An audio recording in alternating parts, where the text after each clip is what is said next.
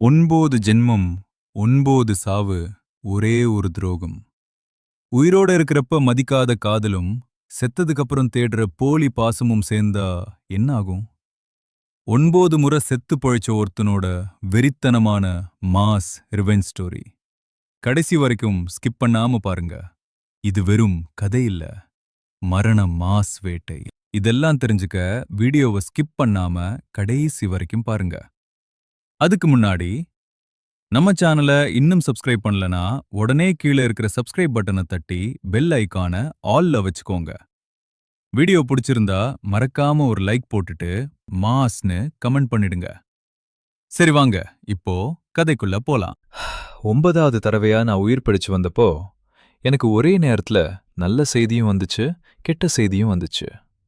நல்ல விஷயம் என்னன்னா, என்னை கடத்தி வச்சிருந்த அந்த க்ரூஸ் ஷிப்புக்கு ஷான் கிங்யான் டக்குன்னு தேடி வந்துட்டா. கெட்ட விஷயம் என்னன்னா, அவளோட அந்த வெள்ளை நிலா ஜியாங் சாங்குக்காக அவளே என்னை சுட்டு தள்ளிட்டா. நான் என்னைக்குமே சாகாம திரும்ப திரும்ப உயிர் பிழைச்சு வந்துடுவேன்னு அவன் நினைச்சிட்டு இருக்கா. அதான் அசால்ட்டா என் உயிரை எடுத்துட்டா. ஆனா லூசுக்கு தெரியல, இந்த தடவை நான் நிஜமாவே கார்ப்பரேட் காலியாகிட்டேன்னு. சுத்தி இருந்தவங்கெல்லாம் பயந்து போய் பார்க்க ஷான் கிங்யான் கரெக்டா என் நெஞ்சிலேயே போட்டு தள்ளிட்டா. என் உயிர் பிரியறப்போ அவ என் கண்ணை மூடிவிட்டு, உன் பொறாம புத்திக்கு இதுதான்டா பாடும்னு கெத்தா சொல்றா. ஆனா மேடம், நான் நிஜமாவே செத்துட்டேன். இது என் 9வது மற்றும் கடைசி சாவு. இப்பதான் எனக்கு பழசெல்லாம் ஞாபகம் வருது. ஆக்சுவலா நான் மனுஷனே இல்ல பாஸ். நான் ஒரு 9 வாலுள்ள மேஜிக் பூனை. நான் பெரியவனானப்போ என் அப்பா சொன்னாரு, நம்ம இனத்துக்கு ஜோடி கண்டுபிடிக்கிறது ரொம்ப ஈஸிடா. நம்ம 9 ஜென்மமா யாருக்காவது நன்றி கடனா இருந்தா அவங்கள நம்ம கூடவே மலைக்கு கூட்டிட்டு போய் காலத்துக்கும் சந்தோஷமா வாழலாம்னு. ஆனா நான் லூசு மாதிரி கணக்க தப்பா போட்டு 9 வாலையும் ஒரே ஆளுகிட்ட தொலைச்சிட்டேன். வாஞ்சுவா நதிக்கரையில வெயிட் பண்ணப்போ ஒரு நல்ல உள்ளம் எனக்கு காஞ்ச மீன் துண்டு கொடுத்துச்சு. உடனே என் பழசெல்லாம் மறந்து அந்த ஆளைத்தான் ஏன் ஆளுன்னு முடிவு பண்ணேன். அதுதான் இந்த ஷான் கிங்யான். என் அம்மா அப்பா மாதிரி நாங்களும் செம்ம ஜோடியா வாழ்வோம்னு நினைச்சேன்.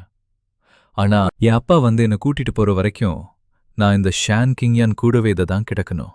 முன்னாடி மாதிரியே நான் செத்து போனதும் அவ என்னை வீட்டுக்கு தூக்கிட்டு வந்து என் 3வது சாவுக்கு அப்புறம் ஸ்பெஷலா செஞ்சு வச்ச அந்த ஐஸ் சாவ பெட்டிக்குள்ள போட்டுட்டா. பழைய கணக்குப்படி நான் 3 நாள்ல உயிர் பிழைச்சு எழுந்துடுவேன். ஆனா 2 தடவை தான் லேட் ஆச்சு. ஒரு தடவை ஜியாங் சாங் என் இதயத்தை திருடினப்போ, இன்னொன்னு நாங்க சண்டை போட்டு கார் ஆக்சிடென்ட் ஆனப்போ. ஆனா இந்த தடவை அவளுக்கு ஏமாற்றம் தான் மிஞ்சும். நான் 3 நாள் இல்ல 3 வருஷம் ஆனாலும் எழுந்திருக்க மாட்டேன். ஏன்னா கதம் கதம் என்ன ஐஸ் பெட்டியில போட்டதும் அவ என்ன கண்டுக்கவே இல்ல.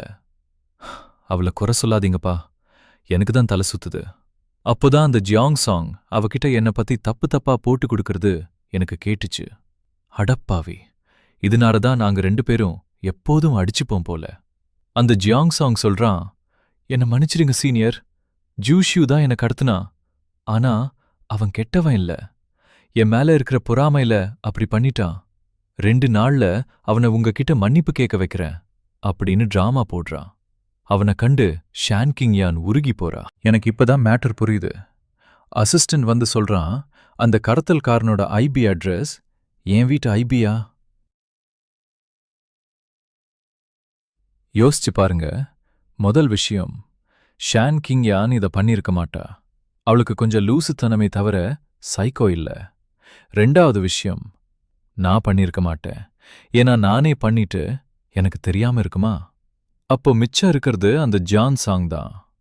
என் வீட்டையே சொந்த வீடு மாதிரி நினைச்சு சுத்துற அந்த ஃப்ராடு பையன்தான் இதை பண்ணிருக்கணும். செம்ம வெறி ஆகுது எனக்கு. ஷான் கிங்யான் அவனுக்கு ஜாலியா சப்போர்ட் பண்றத பார்த்து என் ரத்தம் கொதிக்குது. ஈவினிங் வீட்டுக்கு வரட்டுண்டி, வச்சுக்கிறேன்னு மனசுக்குள்ள கடுப்பான. ஈவினிங் வீட்டுக்கு வந்ததும் ஷான் கிங்யான் ஐஸ் பெட்டி முன்னாடி நின்னு ஒரு நக்கல் சிரிப்பு சிரிச்சுக்கிட்டே சொல்றா, ஜூஷு, நீ முழிச்சதும் எனக்கு என்னென்ன பிளான் பண்ணி விளக்கம் சொல்ல போறன்னு யோசிச்சு வச்சுக்கோ அப்படின்னு ஷான் கிங்யா மிரட்டுறா.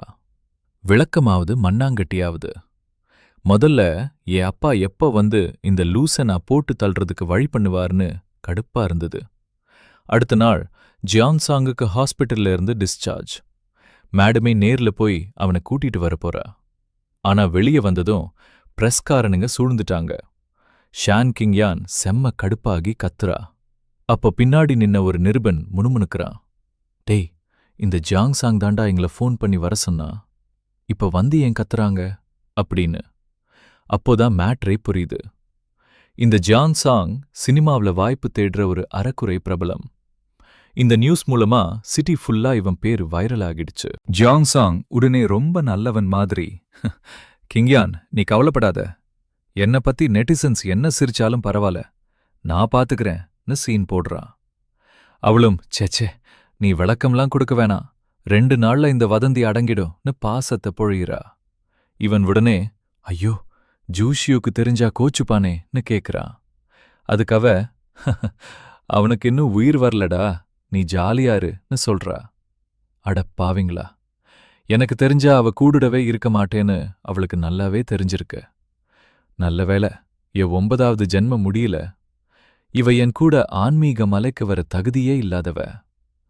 வீட்டுக்கு வந்து என் ஐஸ் பெட்டி மேல ரோஜா பூபுவை வச்சுட்டு உனக்கு நடந்த அவமானத்துக்கு இதான் என் மன்னிப்புன்னு சொல்றா. ஐஸ் பெட்டிக்குள்ள இருந்து நான் கண்ணை உருட்டி உருட்டி பாக்குறேன். பேச முடியலையே. 3 நாள் சட்டுன்னு போயிடுச்சு. நட்ட நடு ராத்திரியில என் ஐஸ் பெட்டி பக்கத்துல வெயிட் பண்றா. ஆனா நான் ஏந்திருக்கல. அவருக்கு லைட்டா பயம் வருது. ஆனா அப்புறம் யோசிச்சு பாக்குறா, 5வது தடவை அவ என் இதயத்தை எடுத்து போவோம், 8வது தடவை கார் ஆக்சிடென்ட் ஆன போவோம். நான் சரியாக 5 நாளும் 7 நாளும் ஆச்சு. முன்னாடி ஒரு தடவை 3 நாள் கழிச்சும் நான் ஏந்திருக்காதப்போ என்னை ரிசர்ச் லேபுக்கு தூக்கிட்டு போனாங்க.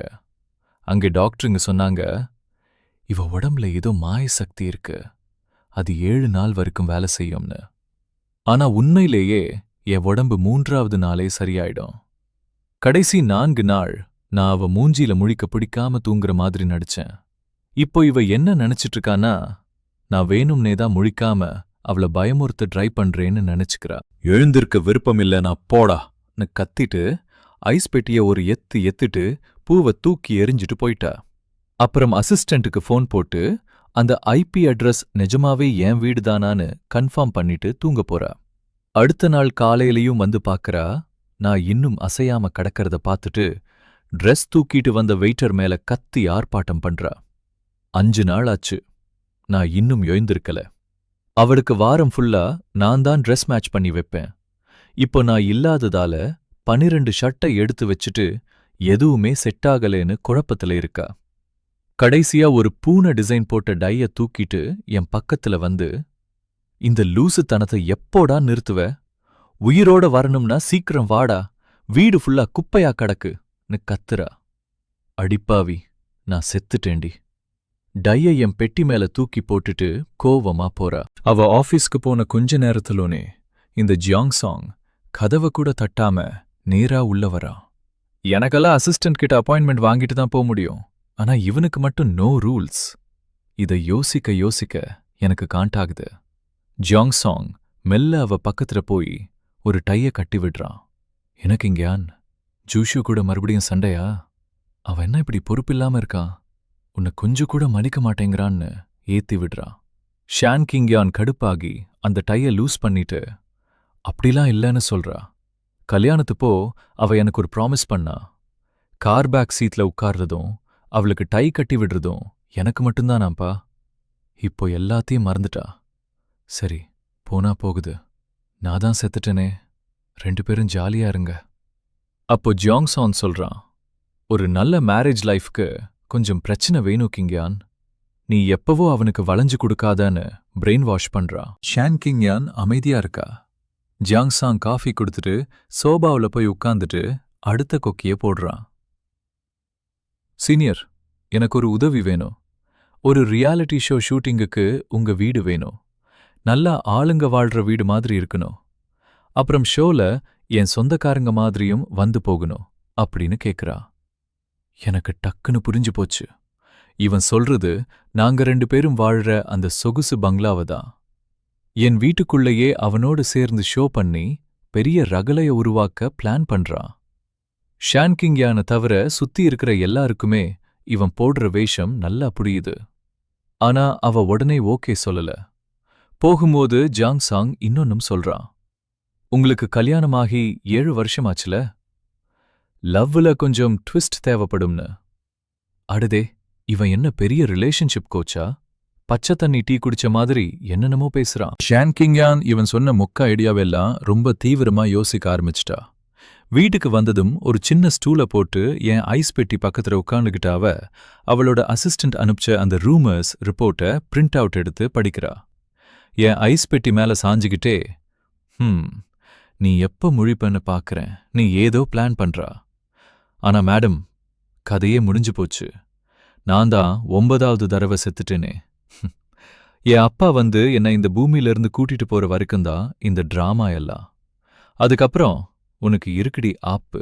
அவ அந்த பேப்பரை அப்படியே எழுத்து மாறாம படிச்சு காமிச்சா. அப்புறம் நைஸா எந்திரிச்சு நின்னு, இப்போதைக்கு இதெல்லாம் பொய் தான். ஆனா நீ ஒழுங்கா நடந்துக்கலனா இதுவே நிஜமாயிடும் பாத்துக்க அப்படின்னு மிரட்டினா. எனக்கு அப்படியே தூக்கி வாரி போட்டுச்சு. உண்மையை சொல்லணும்னா நாங்க 2 பேரும் சொர்க்கத்துல சேர்ந்த ஜோடி. ஆனா துரதிர்ஷ்டவசமா நான் சொல்றது அவளுக்கு கேட்கல. 6 நாள் ஓடிப்போச்சு. நான் எந்த ஒரு ரியாக்ஷனும் காட்டலன்னு பார்த்த ஷான் கிங்யா மூஞ்சி சட்டிப்பான அடியில இருக்கிற கறி மாதிரி கரு கருன்னு ஆயிடுச்சு. உடனே ஒரு நம்பருக்கு ஃபோன் போட்டு, சீனியர், ரெக்கார்டிங்க்கு வீட்டுக்கு வாங்க, எப்படியும் அந்த ஜவ் ஷூ திரும்ப வரப்போறதில்ல அப்படின்னு கூப்பிட்டா. உடனே ஜியாங் சாங் அவனோட பேக் மூட்டை முடிச்சோட என் வீட்டுக்கு வந்து இறங்கிட்டான். உள்ள வந்ததும் வராததுமா அவனோட 4 அசிஸ்டன்ட்ஸ் என் வீட்டோட அமைப்பையே மாத்த ஆரம்பிச்சிட்டாங்க. கிங்யான் முதல்ல தடுத்து பார்த்தா. ஆனா அப்புறம், கிங்யான், இது லைவ் ஸ்ட்ரீமிங், இது என் வீடு இல்லைன்னு ஃபேன்ஸ் கிட்ட சொல்ல முடியாதுல. அப்புறம் லே அவுட்டை மாத்தினாதான் ஜவுஷியோட பிரைவசியும் சேஃபா இருக்கும் அப்படின்னு அவன் சாக்கு சொன்னான். அவன் சொன்னதை கேட்டு கிங்யான் என்னோட கல்யாண போட்டோவை தூக்கிட்டு ஜியாங்சாங் கூட இருக்கிற போட்டோவை வைக்கவும் என் பர்சனல் திங்ஸ் எல்லாத்தையும் மாத்தவும் ஓகே சொல்லிட்டா. வீட்ல அவங்க 2 பேரோட திங்ஸ் மட்டும்தான் ஜோடியா இருந்தது. என் அல்மாரி முழுக்க ஜாங்சாங்கோட துணிங்களா நிரம்பி போச்சு. அவன் என் கல்யாண மோதிரத்தை போட பார்த்தப்போ கிங்யான் தடுத்துட்டா. அதுக்கு அவன் நைஸா, கிங்யான், நீ மேரேஜ் ரிங் போட்டுட்டல, நான் போடலனா ஆடியன்ஸ்க்கு டவுட் வரும்ல அப்படின்னு பிட் போட்டான். கிங்யான் கொஞ்ச நேரம் அமைதியா இருந்தாலும் அந்த மோதிரத்தை அவன்கிட்ட கொடுக்கல. பதிலா அவ கையில் இருந்ததையும் கழட்டி வச்சிட்டா. லைவ் ஸ்ட்ரீமிங் டீம் வர்றதுக்குள்ள வீடு முழுக்க ஜாங்சாங் ஆக்கிரமிச்சிட்டா. என்னோட பொருட்கள் எல்லாமே ஸ்டோர் ரூம்ல போட்டு அடைக்கப்பட்டிருந்தது. ஒரே ராத்திரியில வீட்டு ஓனரே மாறின மாதிரி ஆயிடுச்சு. லைவ் டீம் உள்ள வந்து அவங்க ரிலேஷன்ஷிப் பத்தி கேட்டப்போ கிங்யான் வழக்கம் போல டாபிக்கை டைவர்ட் பண்ணி நாங்க ஃபேமிலி அப்படின்னு சொல்லிட்டா. காலையில ஷூட்டிங்குக்கு நான் ஆசையா டிசைன் பண்ண சன்ரூமை சூஸ் பண்ணாங்க. அந்த ஜாங்சாங் என் பீன் பேக் சேர்ல சாஞ்சுக்கிட்டு என் ஃபேவரட் காப்பியை குடிச்சிட்டு இருந்தா. லைவ்ல எல்லாரும் அவங்க பெர்ஃபெக்ட் பேர் அப்படின்னு புகழ்ந்து தள்ளினாங்க. ஆனா கிங்யானோட சாஃப்ட் ஃபேஸுக்கு பின்னாடி இருக்கிற பதற்றம் எனக்கு நல்லாவே தெரிஞ்சது. இன்னைக்கு 7வது நாள். லாஸ்ட் டைம் என் இதயத்தை திருடினப்போ 7வது நாள் காலையிலேயே எனக்கு முழிப்பு வந்துச்சு. ஆனா இப்போ மதியமே ஆயிடுச்சு. உடம்புல எந்த அசைவும் இல்ல. அவங்க என்ன குறைஞ்சது 20 தடவையாவது எட்டி பார்த்துட்டாங்க. எனக்கு ஒரு மாதிரி கியூரியஸா இருக்கு. நான் கடுப்பாகி கத்தணும்னு எதிர்பார்க்கறாங்களா, இல்ல நான் உள்ளேயே அடங்கி கிடப்பேன்னு நினைக்கிறாங்களா? லஞ்ச் முடிச்சதும் அவளுக்கு பொறுமை போயிடுச்சு. எல்லாரும் பிஸியா இருக்கிறத பார்த்துட்டு ரூமுக்குள்ள வந்தா. நான் எந்த மாற்றமும் இல்லாம கிடக்கிறத பார்த்து ஷாக் ஆயிட்டா. அவ கண்ணுல ஆச்சரியம் தெரிஞ்சாலும் டக்குன்னு சமாளிச்சிட்டா. ஃபோன்ல டைமை பார்த்துட்டே, வீக்கெண்ட் லீவ் தானே, ஏதாவது பிரச்சனைனா எந்திரிச்சு பேசு, இந்த தடவை ரொம்ப ஓவரா போற, ச்சே சேம் ஆன் யூ அப்படின்னு முணுமுணுத்தா. நான் வேணுனே அடம் பிடிக்கிறேன்னு நினைச்சு எனக்கு பாடம் புகட்ட முடிவு பண்ணிட்டா போல. மதியம் என்னோட அல்மாரிய திறந்து என் கேஸ்ட்லி கலெக்ஷன் உடைகளை ஜாங்சாங்க சூஸ் பண்ண சொன்னா. அவனும் லைவ்ல என் சூட்டெல்லாம் போட்டு காட்டி அவனோடது மாதிரியே கெத்து விட்டா. கடைசியில எங்க ஆனிவர்சரி பார்ட்டிக்காக நான் ரெடி பண்ணி வச்சிருந்த ஹை ஃபேஷன் ட்ரெஸ்ஸையும் அவங்கிட்ட கொடுத்துட்டா. அவ அந்த சூட்டை போட்டுக்கிட்டு வரப்போ கிங்யான் கதவை தட்டி, என்ன இன்னும் எந்திரிக்கலையா, நீயா தேடிட்டதான் அப்படின்னு நக்கலா சொன்னா. லைவ் முடிஞ்சதும் சாயங்காலம் அவார்ட் ஃபங்க்ஷனுக்கு ஜியாங் சாங் கூட கிளம்பிட்டா. அவன் என் சூட், என் டை போட்டுக்கிட்டு என் பொண்டாட்டி கைய பிடிச்சிட்டு போறான். எனக்கு இப்போ இதெல்லாம் ஒரு பொருட்டாவே தெரியல. ஏன்னா அந்த வீட்ல எனக்குன்னு எதுவுமே மிஞ்சல. நடுராத்திரி 12 மணிக்கு தான் அவார்ட் ஃபங்க்ஷன் முடிஞ்சது. கிங்யான் டைமை பார்த்துட்டு டக்குன்னு முழிச்சுக்கிட்டு வேகமா வீட்டுக்கு கிளம்புனா. வழியில 24 மணி நேரமும் இருக்கிற கேக் கடை பக்கத்துல வண்டியை நிறுத்தி தயங்குனா. அப்புறம் ஒரு கேக்க வாங்கிட்டா. சண்டை போட்டா அப்புறம் சமாதானாக அவ பண்ற பிளான் இது. கார இருட்டுல ரூமுக்குள்ள வந்தா. 2 தடவை கூப்பிட்டும் பதிலே இல்லை. கிங்யான் கடுப்பாகி, ஜவுஷ்யூ லைட்டை ஏன் போடல அப்படின்னு கத்துனா. ஓனர் வந்ததை உணர்ந்து ஸ்மார்ட் சிஸ்டம் ஆட்டோமேட்டிக்கா லைட்டை போட்டது. பனிப்பேழைக்குள்ள என் உடம்பு உணர்வில்லாம கிடக்கிறத பார்த்து கைய பிடிச்சு, எந்திரிச்சதுதான் தெரியுதுல, அப்புறம் என்ன, வெளியே வா, உள்ள ரொம்ப ஜில்லுன்னு இருக்கும் மிஸ் சொன்னா. ஆனா டக்குன்னு ஏதோ தப்பா தெரிய, உன் கை ஏன் இவ்ளோ ஜில்லுன்னு இருக்கு, ச்சே உடம்பு பூரா ஐஸா இருக்கே அப்படின்னு பதறி என் சட்டைய கழட்டி பார்த்தா. அந்த துப்பாக்கி காயம் ஆறவே இல்லை.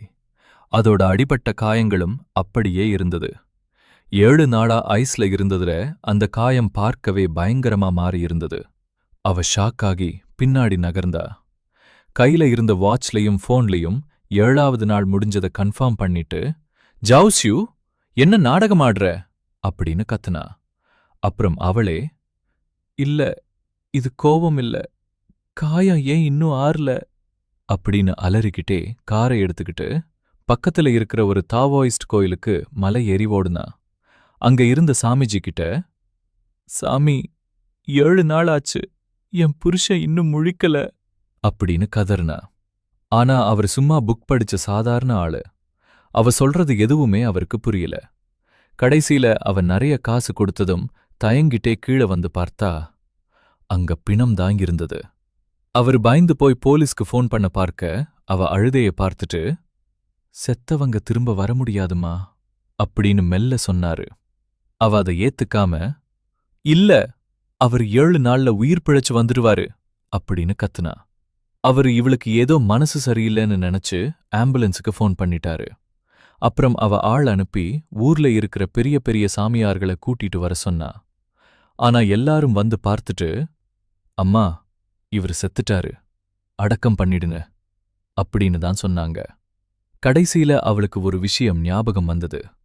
நான் முதன்முதலா இறந்து போனப்போ என் அப்பா சாமி வேஷத்துல வந்து அவகிட்ட ஒரு தாயத்து கொடுத்தாரு. இது இருக்கிற வரைக்கும் இவனுக்கு சாவி இல்ல அப்படின்னு சொல்லியிருந்தாரு. அவ அந்த தாயத்தை எடுத்து திறந்து பார்த்தா, உள்ள குட்டி குட்டி ஒரு பட்டு பையில இருந்து ஒரு முடியும் ஒரு நோட்டும் கிடைச்சுது. காத்து பட்ட உடனே அந்த முடி சாம்பலா மாறிடுச்சு. ஷென்கிங்யான் அந்த நோட்டை திறந்து பார்த்தப்போ அதுல ஒரே ஒரு வரிதான் இருந்துச்சு. 9 ஜென்ம காதல் கடைசியா பலன் கொடுத்துருச்சு. அவளுக்கு அவ்ளோ சந்தோஷம், அதையே திரும்ப திரும்ப சொல்லிட்டு இருந்தா. ஆனா திடீர்னு அவ முகம் வெளிரி போச்சு. நான் 9 தடவை செத்துட்டேனா? 99 ஜென்மங்கள் எடுத்தாலும் எனக்கு இனி வாய்ப்பே இல்லையான்னு அவளுக்கு அப்போதான் புரிஞ்சுது. அந்த நோட்டையும் பட்டு பையையும் தரையில தூக்கி போட்டா. வாய்ப்பே இல்ல, என்னால நம்ப முடியல. நேத்து ராத்திரி நடந்ததை வச்சு சும்மா எல்லாரையும் தேடுறது வேலைக்காகாதுன்னு அவளுக்கு புரிஞ்சுது. கரெக்டான ஆட்களை தேடணும். ஷென் குரூப் சேர்மன் கண்டுபிடிக்கிறவங்களுக்கு 100 மில்லியன் சன்மானம்னு அறிவிச்சாங்க. எஃபீஷியல் வெப்சைட் முதல் பக்கத்துல ஒரு வயசான சாமியார தேடுற விளம்பரம் வந்துச்சு. செத்தவங்கள உசுர்ப்பிக்கிறவங்களுக்கு பரிசுன்னு அதுல இருந்த குறிப்பு பெரிய பரபரப்பை ஏற்படுத்துச்சு. ஷென் குடும்பத்துல யார் செத்து போனாங்கன்னு எல்லாரும் பேசிக்க ஆரம்பிச்சாங்க. அப்போ ஒரு சின்ன வயசு சாமியார் வந்து தான் சேர்மன் ஷென்னோட புருஷன்னு சொன்னாரு. ஜனங்களுக்கு செம கன்ஃபியூஷன். அவங்க ஜியாங் செங்கியோட ஆள் இல்லையா? இவன் எங்கிருந்து வந்தா? அந்த நேரத்துல எங்க வீட்டுக்கு வந்திருந்த நிறைய சாமியாருங்க ஜியாங் செங் தான் அந்த 3வது ஆளுன்னு கன்ஃபார்ம் பண்ணாங்க. இந்த நியூஸ பார்த்துட்டு அந்த ஆளோட அறிவை நினைச்சு நான் தலையாட்டினேன். ஆமா, ஜனங்க எவ்வளவுக்கு எவ்வளவு சந்தேகப்படுறாங்களோ அவ்வளவுக்கு அவ்வளவு பேச்சு அடிபடும். ஜியாங் செங் இதுக்கு மேல சும்மா இருக்க முடியாம மறுபடியும் கதவை தட்ட வந்தான். ஷென்கிங்யானோட நிலைமைய பார்த்து அவன் ஷாக் ஆயிட்டான். கண்ணுக்கு கீழே கருவளையம், ஒட்டிப்போன கன்னம். அவன் சுதாரிக்கிறதுக்குள்ள என் உடம்பு அங்க இருக்கிறத பார்த்துட்டு சத்தமா கத்துனான். ஜோசு, ஜோசு நிஜமாவே செத்துட்டான். ஆனா ஷென்கிங்யான் அவன் சாகலன்னு கத்துனா. ஜாங்செங் தான் ஒரு காலத்துல அவளுக்கு ரொம்ப பிடிச்ச சீனியர் என்பதையே அவ மறந்துட்ட மாதிரி இருந்துச்சு. கொஞ்ச நேரம் அவனை ஒரு பேய பாக்குற மாதிரி முறைச்சு பார்த்துட்டு இருந்தா. ஜோசுவுக்கு இன்னும் உன் மேல பொறாமையா இருக்கும். நான் ஒன்னு சொல்லணும். அவனோட கோபம் தனிஞ்சா அவன் முழிச்சுக்குவான்னு சொன்னா. ஜாங்செங் கால அவளை தடுக்க முடியல. ஷென்கிங்யான் போனை எடுத்து பார்த்தா ஜாங்செங்கோட மெசேஜ் வைரல் ஆகி இருந்துச்சு. மெதுவா கழுத்தை திருப்புனா நரம்பு சுலுக்கிற சத்தம் கேட்டுச்சு. சீனியர், நாம 2 பேரும் புருஷம் பொண்டாட்டின்னு ஏன் எல்லாரும் சொல்றாங்கன்னு கேட்டா. திடீர்னு ஏதோ ஞாபகம் வந்த மாதிரி அவ குரல் மாறுச்சு. கண்ணுல தண்ணி வந்துச்சு. உங்க 2 பேரையும் ஒன்னாதானே கடத்துனாங்க? ஜோசு தான் உன்னை வெளியே தள்ளி அடிக்க சொன்னான்னு சொன்னியே, அப்புறம் ஏன் அவனுக்கு அவ்ளோ அடிபட்டிருக்குன்னு கேட்டதும் ஜாங்சென் பயந்து போய் ஒன்னும் பேசாம தப்பிச்சு ஓடிட்டான். அவ சிரிக்கவும் அழுவவுமா. அசிஸ்டன்ட் ஜாங், அன்னைக்கு க்ரூஸ் கப்பல்ல வந்த கடத்தல்காரர்களை கண்டுபிடி. எனக்கு முழு உண்மையும் தெரியணும்னு ஆர்டர் போட்டா. கடத்தல்கார இன்னும் கிடைக்கலன்னாலும் கப்பல்ல என்ன நடந்துச்சுன்னு கண்டுபிடிக்கிறது ஈஸிதான். ஜாங்செங் தான் ஒரு கொலையாளிய செட் பண்ணியிருந்தா. ஆனா நான் அவன்கிட்ட சண்டை போடுவேனோன்னு பயந்துட்டேன். ஜாங்செங்காக உறவை கெடுத்துக்கிறது நல்லதில்ல. சிசிடிவி ஃபுட்டேஜ் பார்த்தா எல்லாம் தெரிஞ்சிரும். ஆனா ஷென்கிங்யான் ஆரம்பத்துல இருந்தே விசாரிக்கணும்னு பிடிவாதமா இருந்தா. அவளுக்கு என்ன பயம்னு தெரியல. கடத்தல்காரங்களோட வாக்குமூலமும் வீடியோவும் அவ டேபிள்ல இருந்தப்போ நான் நிம்மதி பெருமூச்சு விட்டுட்டு, பாத்தியா, ஜாங்செங் இப்படிப்பட்ட ஆளுதான். நீ மட்டும்தான் அவனை நம்புற. உனக்கு அவ்வளோ திறமை இருந்தா விசாரணையை தொடரு. உன் சீனியர் நிறைய வேலை பார்த்திருக்கான்னு சொன்னேன். ஷென்கிங்யான் என்ன ஏமாத்தல. விசாரணைய கண்டினியூ பண்ணா. எல்லா ஆதாரமும் டேபிள்ல இருந்துச்சு. அன்னைக்கு அவளுக்கு முதுகு அவ்ளோ வலி, நேரா நிக்க கூட முடியல. ஜியாங் செங்கை பழிவாங்க அவன் செஞ்ச எல்லா தில்லுமுல்லு வேலைகளையும் அம்பலப்படுத்தி ஒரு பெரிய ஆர்டிக்கிள் பப்ளிஷ் பண்ணா. அது மட்டும் இல்லாம அந்த வயசான சாமியார கண்டுபிடிக்கிறவங்களுக்கு தன் சொத்து முழுசையும் எழுதித்தரேன்னு சொல்லிட்டா. ஜியாங் செங்கோட வாழ்க்கையே நாசமா போச்சு. இன்னொரு பக்கம் அவளோட சொத்துக்கு ஆசைப்பட்டு நிறைய பேர் வந்தாங்க. ஆனா அந்த சாமியார கண்டுபிடிக்கவே முடியாதுன்னு நான் பயந்தேன். அதா நிறைய பிராட் பசண்ட உள்ள வந்துட்டாங்களே.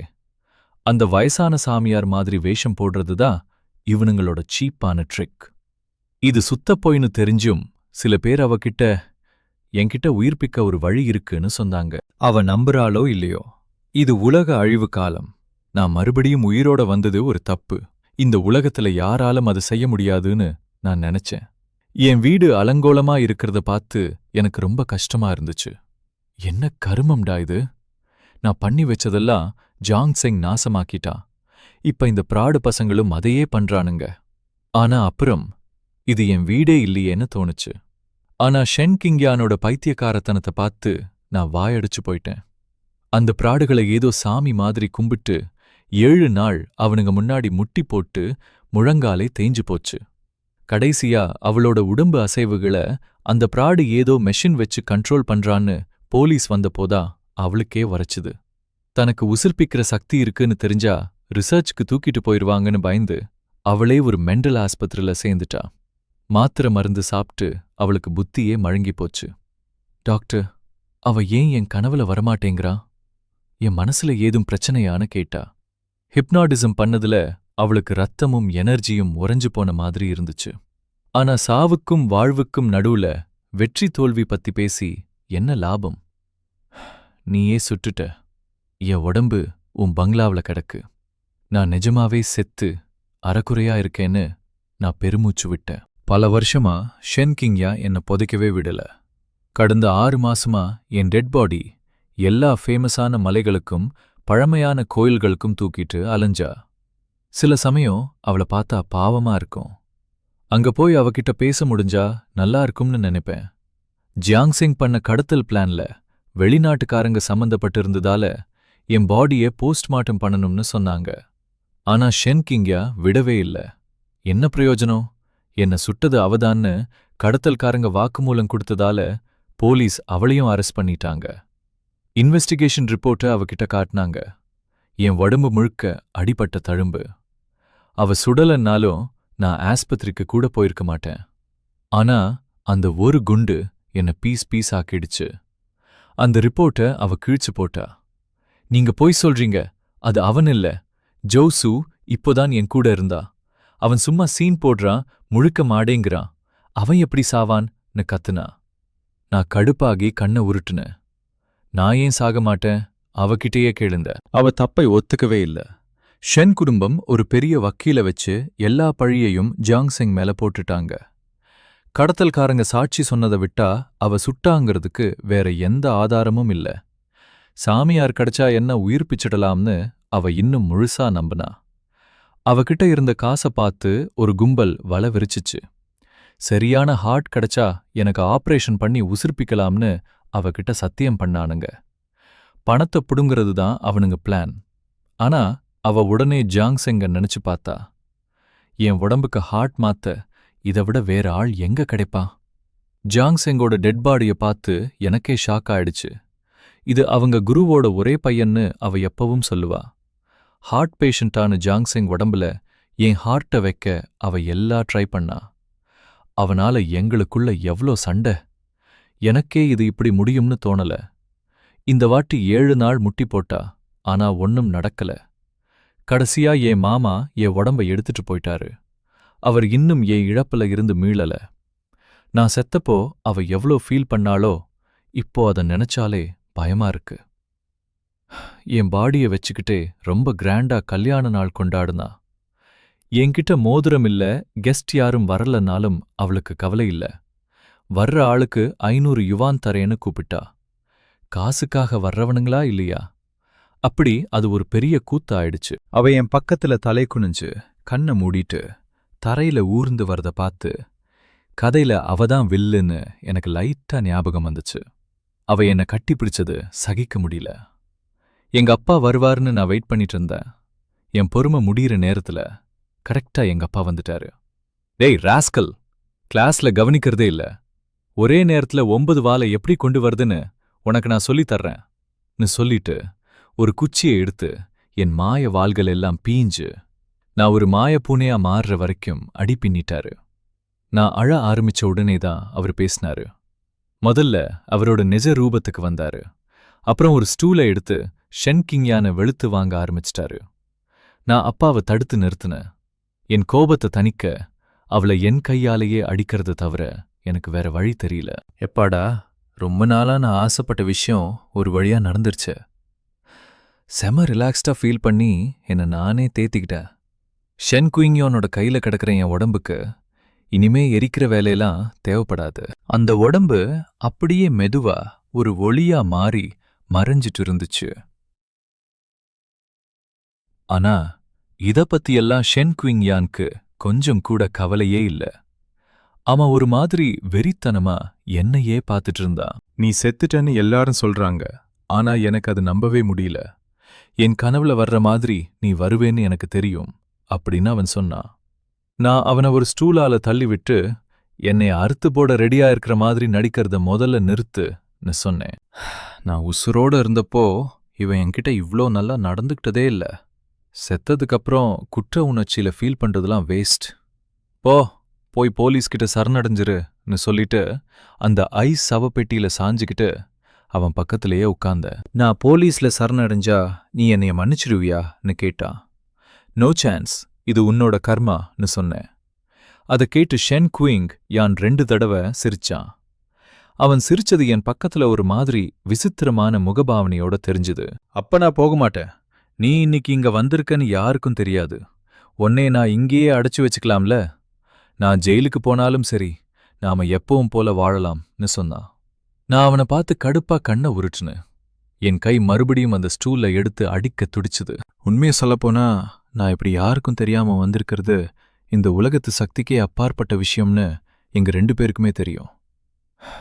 நான் அவனை உள்ளத்தள்ள நினைச்சிருந்தா எப்ப வேணா ஆதாரத்தை கொடுத்துருக்கலாம். அவனாவே போய் சரணடைய வைக்கிறது தான் நான் அவனுக்கு காட்டுற கடைசி கருணை. அவன் கிளம்புறதுக்கு முன்னாடி என்னோட அந்த 9 மறுபிறவிங்கள பத்தின உண்மைய அவன்கிட்ட சொன்னேன். நீ எனக்கு கொடுத்த அந்த சின்ன மீன் பிடிக்கிற தூண்டில் நிஜமாவே நல்லா இருந்துச்சுன்னு சொன்னேன். அதுக்கு அவன் எந்த ரியாக்ஷனும் கொடுக்கல. ரொம்ப டயர்டா தெரிஞ்சான். அவ அப்படியே தள்ளாடிக்கிட்டே போலீஸ் ஸ்டேஷனுக்குள்ள போறத நான் பார்த்துட்டு இருந்தேன். காதல்ங்கிறது நிஜமாவே உலகத்திலேயே ரொம்ப டயர்டாக்குற ஒரு விஷயம்பா. எங்க அப்பா இன்னும் எனக்கு ஆறுதல் சொல்லிக்கிட்டே இருந்தார். இதெல்லாம் ரொம்ப சாதாரண விஷயம்னு சொன்னார்.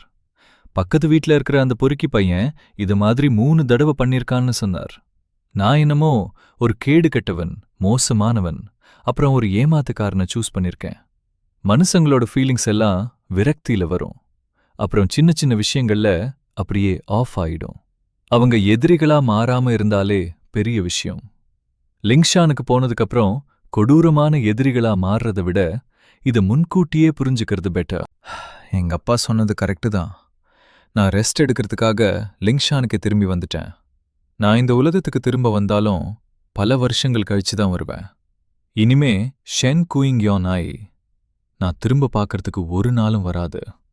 கொஞ்ச நாள் கழிச்சு பக்கத்து வீட்டு பொண்ணு வந்து ஷென் குயிங்யான் போறதுக்கு முன்னாடி அவன்கிட்ட இருந்து ஒரு வீடியோ கிடைச்சிச்சுன்னு சொல்லி அது நான் பார்க்கறியான்னு கேட்டா. நான் என்னோட 9 வாள்களையும் திரும்ப கொண்டு வரதுக்காக படிப்புல ரொம்ப பிஸி ஆகிட்டேன். கொஞ்ச நேரம் சைலண்டா இருந்ததுக்கு அப்புறம்தான் அவ யாருன்னே எனக்கு ஞாபகம் வந்துச்சு.